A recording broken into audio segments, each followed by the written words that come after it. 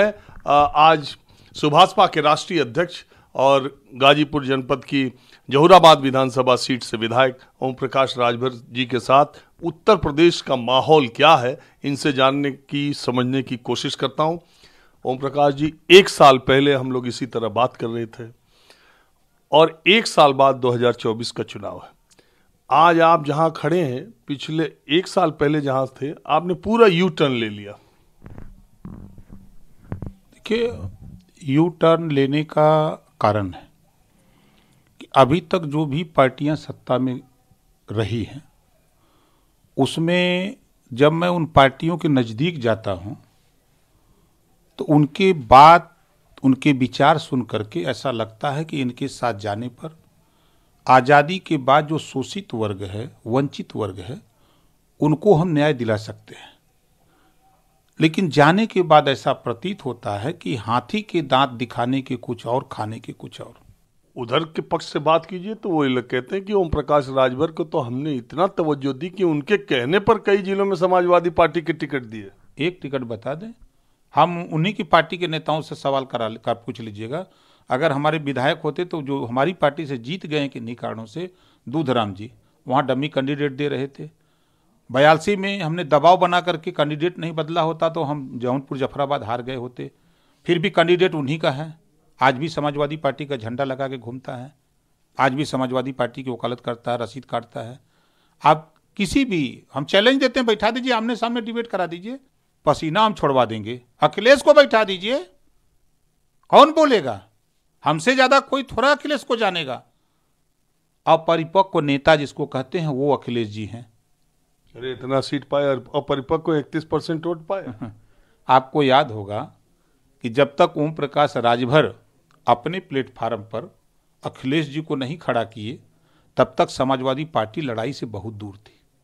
जब मऊ की धरती पर हल्दरपुर में हमने अखिलेश जी को ले जा करके, वो रैली में हम थे, आप थे ना, देखा आपने ना, शायद न भूतो न भविष्यो उतनी बड़ी रैली करना और बिना पैसे का रैली करना, जनता के पैसे से इतनी भीड़ जुटा करके चुनाव को चढ़ाया अगर कोई समाजवादी पार्टी को, तो ओम प्रकाश राजभर ने चढ़ाया। ओम प्रकाश जी गाजीपुर में, बलिया में, आजमगढ़ में, अंबेडकर नगर में भी, इन इलाकों में जो सुपड़ा साफ हुआ भारतीय जनता पार्टी का, करीब पूर्वांचल की 45-47 सीटों में 27 सीटें आप लोग पाने में कामयाब हो गए अगर सबको जोड़ी। उसमें बहुत बड़ा कारण आपका है, इसमें कोई दो राय नहीं, आपकी ताकत है और आपका, लेकिन उसमें बहुत बड़ा कारण ये था कि 2022 का चुनाव कहीं ना कहीं पूर्वांचल में बैकवर्ड नेता जितने चेहरे थे सब एक हो गए थे। बैकवर्ड चेहरा में एक नाम स्वामी प्रसाद मौर्य का भी है। खुद चुनाव नहीं जीते, खुद उनकी कौम ने उनका शीशा तोड़ दिया। आप अगर दारा चौहान जी की बात करते हैं तो घोषित सीट पर अकेले ओम प्रकाश राजभर का 40,000 पोलिंग वोट है। 40,000 निकाल दीजिए तो कहाँ खड़े हैं? यही बड़े चेहरे हैं ना। और किसी चेहरे का नाम बताइए।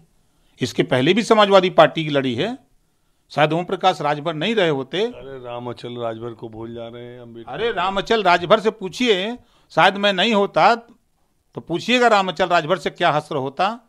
पूछिएगा अंबेडकर नगर की 5 सीट पर पूछिए लालजी वर्मा, पुराने नेता, उनसे पूछिए। कहते थे कि आप जिधर जाएंगे उधर जीत होगी, चाहे बीजेपी की तरफ जाएंगे तब जीतेंगे और सपा में जाएंगे तब हम लोग उधर जाएंगे जहां आप जाएंगे। ये लालजी वर्मा कहते थे, रामअचल राजभर कहते थे। ये हश्र था। ऐसा ही हम थोड़ा बोलते हैं। लेकिन चुनाव के दौरान तो आप बहुत आक्रामक थे। अरे भाई, तो देखिए, जब चुनाव होता है तो चुनाव के समय अगर हम ये कह दें कि सपा नहीं जीतेगी, हम हार जाएंगे, तो कोई वोट देगा? कोई नहीं वोट देगा। नहीं, वो आपकी बात ठीक है। लेकिन इससे आपको लगता नहीं कि आपकी पॉलिटिकल क्रेडिबिलिटी, आपके प्रति लोगों का विश्वास, आप एक बार किसी पार्टी से जीत रहे हैं, दूसरी बार किसी, लोग तो आपके साथ जुड़े हुए हैं, लेकिन आपकी क्रेडिबिलिटी का क्या होगा? नहीं, ये हमारे साथ नहीं है। समाजवादी पार्टी बसपा से गठबंधन करती है, तोड़ देती है, उसकी क्रेडिबिलिटी कहाँ चली जाती है? कांग्रेस से भी गठबंधन करके तोड़ती है, आरएलडी से करके तोड़ती है, बीजेपी से करने नहीं जाती है ना। 89 में बीजेपी से मिल के सरकार बनाई थी, याद है? मुलायम सिंह यादव जी मुख्यमंत्री थे तो बीजेपी के सहयोग से मुख्यमंत्री थे, याद होगा आपको। कौन सी पार्टी ऐसी है जो बीजेपी से छूती है? सदन में गरम गरम वो जो तस्वीर आई है खाने की और क्या कहेंगे उसको, तो विधानसभा अध्यक्ष बुलाए। भाई कहीं भी हो, लेकिन जिस तरह का माहौल अंदर देखने को मिला, वहां गर्मी और यहाँ एकदम ठंडा ये क्या दिख रहा है? मायावती जी सही कहती हैं कि भाजपा और सपा दोनों मिले हुए आपने दिख जाके ये पता पाए क्या? नहीं, बिल्कुल पता पाए हैं। चोरी से जाकर के अखिलेश जी गुलदस्ता भेंट कराएंगे योगी जी को, और उनके प्रोफेसर राम गोपाल राष्ट्रीय महासचिव, जिनके ऊपर सैकड़ों मुकदमे हो, उनको बचाने के लिए योगी जी से मिलेंगे तो कुछ नहीं। और ओम प्रकाश राजभर जाति को अनुसूचित जनजाति में शामिल करने के लिए 11 मार्च 2022 को हाई कोर्ट आदेश देता है कि 2 महीने के अंदर उत्तर प्रदेश सरकार दिल्ली प्रस्ताव भेजे। अगर उसको लेकर के हम वहां जाते हैं, भू माफिया के नाम पर भूमिहीनों को उजाड़ा जा रहा है, इस मुद्दे को लेकर अगर हम योगी जी के यहाँ जाते हैं तब अखिलेश जी को बुरा लगता है, लेकिन राम गोपाल जाते हैं तो बुरा नहीं लगता है।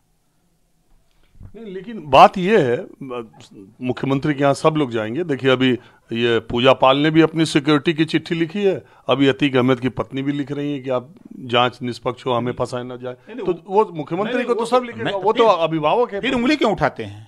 जैसे आपने कहा कि आपकी क्रेडिबिलिटी बसपा, मैं कह रहा हूं कि आप जहूराबाद से जब नहीं, हम जहूराबाद से, लेकिन आप बताओ मायावती, कांग्रेस से गठबंधन नहीं चला, सपा से गठबंधन नहीं चला, आरएलडी से गठबंधन नहीं चला,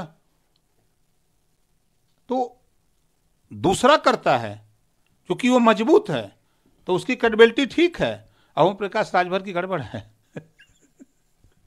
नमस्कार, मैं हूं मानक गुप्ता।